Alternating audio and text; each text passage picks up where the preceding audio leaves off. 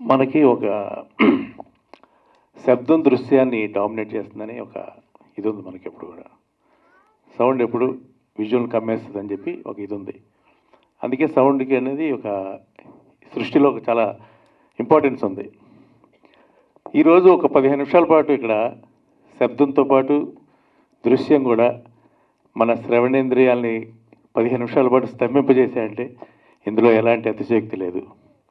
ఇదొక అద్భుత దృశ్య కావ్యాన్ని ఈరోజు చూసే అదృష్టం కలిగింది.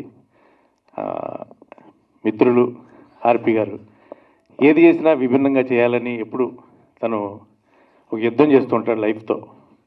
తన ప్రతి ప్రయత్నం కూడా చాలా అందంగా హృద్యంగా మన గుండెలకు హత్తుకునేటట్టుగా చేయడంలో ఆయన ఎప్పుడు సిద్ధహస్తుడే.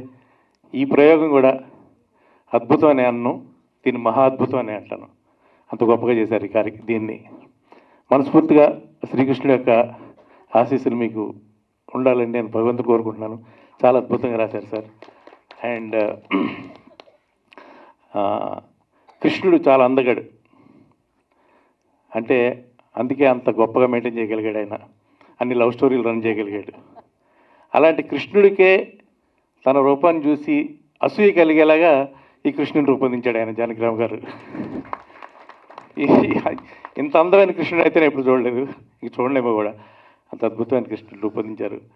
ఆ శబ్దం దృశ్యం రెండు కూడా పోటీ పడి మన మనసులను చాలా ఆహ్లాదపరిచాయి.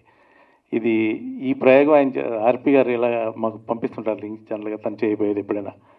నిజంగా కొంచెం భయపడ్డాను నేను, ఈయన సాహసం చేస్తున్నారేమో అని చెప్పి. కానీ సాహసం చేయరా డింబకాని ఊరికాని అన్నట్టుగా సాహసం చేశారు ఆయన, సక్సెస్ అయ్యారు. All the very best sir.